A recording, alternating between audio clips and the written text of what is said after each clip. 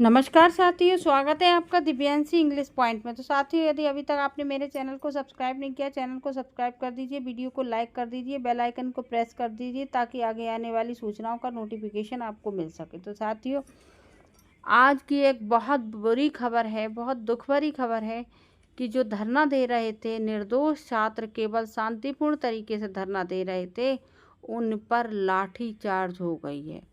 जी हाँ, उन छात्रों पर लाठी चार्ज हो गई है। 2-4 छात्रों के बहुत ज़्यादा चोट लग गई है, 1-2 लड़कियों के भी बहुत चोट लगी है।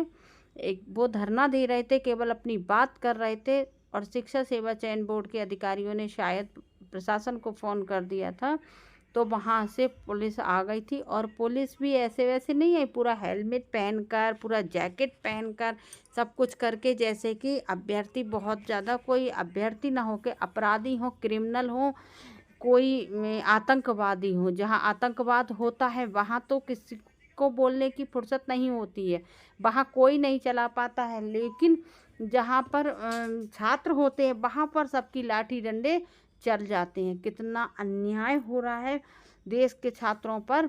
ये भी सरकार की एक नाकामयाबी है, जहाँ पर परीक्षा के लिए छात्रों को धरना देना पड़ रहा है। कितनी गलत हुआ है, इतना गलत शायद नहीं होना चाहिए था।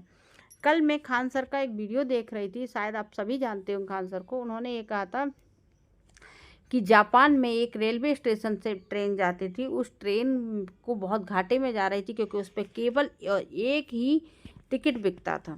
तो जब जापान सरकार ने पता किया कि इस टिकट से एक ही व्यक्ति कौन है जो पूरी ट्रेन में एक व्यक्ति जाता है, तब उन्होंने पता करवाया तो उनको पता चला कि एक लड़की है जो ग्रेजुएशन कर रही है और 3 साल में ग्रेजुएशन होता है, तो वो उस ट्रेन से टिकट लेकर उसी ट्रेन से अकेली वो ही जाती है। तो जब जापान सरकार को पता चला तो उन्होंने कहा ये ट्रेन 3 साल तक बंद नहीं होगी। इसलिए बंद नहीं होगी क्योंकि ये लड़की अपना ग्रेजुएशन नहीं कर पाएगी। चाहते तो उस लड़की के लिए वो टैक्सी या बस वगैरह लगवा सकते थे, जिसका खर्चा कम आता, ट्रेन का ज़्यादा आता है। लेकिन जापान सरकार ने दुनिया को ये संदेश दिया कि जापान के लिए शिक्षा ज़्यादा ज़रूरी है, खर्चे के मुकाबले वो शिक्षा को ज़्यादा महत्व देती है। और इसी वजह से जापान आज विकसित देशों की श्रेणी में गिना जाता है। लेकिन ये हमारा भारत है जहाँ पर छात्रों पर लाठी चार्ज होती है। एक छात्र के लिए ट्रेन और बस या मोटरसाइकिल क्या चलवाएंगे, ये तो छात्रों पर लाठी चलवाएंगे। कितने दुख की बात है। छात्र अगर वहाँ बैठे हुए थे तो ये भी सरकार की नाकामयाबी थी। अगर आप परीक्षा तिथि दे देते तो क्या छात्र जाते? उन्होंने ये कहा था आप नोटिस जारी कर दीजिए। आज अध्यक्ष साहिबा मीटिंग करने गई हैं, उससे पहले क्या कर रही थी? जब 3 दिन से छात्र धरना दे रहे थे, जब 3 दिन से छात्र धरना दे रहे थे तो किसी के कान में जू क्यों नहीं रहेंगी? क्यों उनके लिए परेशान किया गया? वो तो पढ़ने वाले, लाइब्रेरी में बैठने वाले, एक छोटे से कमरे में रहकर अपना गुजर बसर करने वाले छात्र हैं।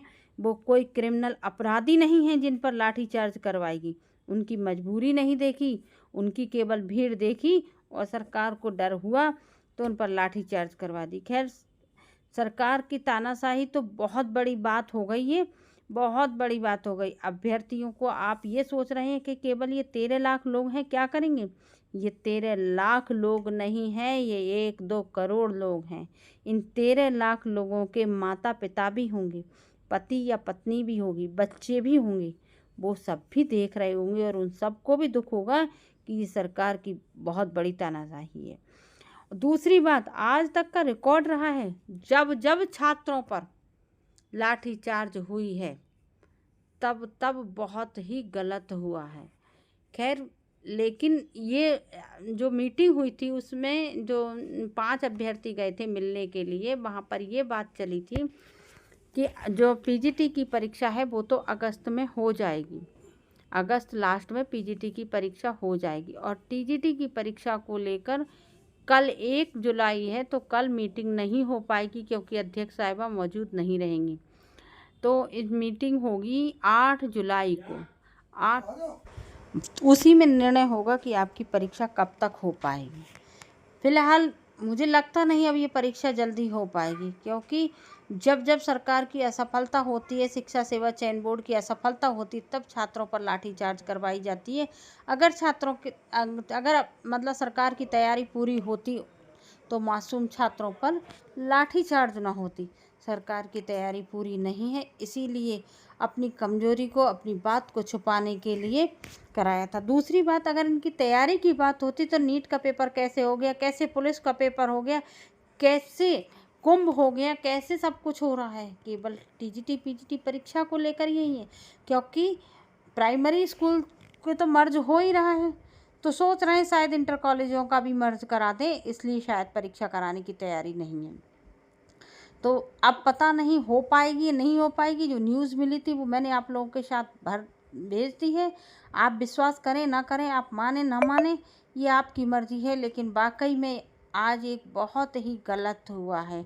जब जब देश के भविष्य पर लाठी पड़ी है तो देश बहुत विनाश की ओर गया है, तो इसलिए ये गलत ही हुआ है।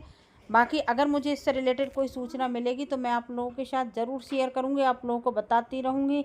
आप देखते रहिए, जल्द ही कोई और न्यूज़ मिलती है तो मैं आप लोगों के साथ शेयर करूँगी। अदरवाइज़ आपको अगर नहीं लगता है कि टीजीटी पीजीटी की परीक्षा होगी तो आप अपना जॉब करना शुरू कर दीजिए या किसी और की तैयारी करना शुरू कर दीजिए।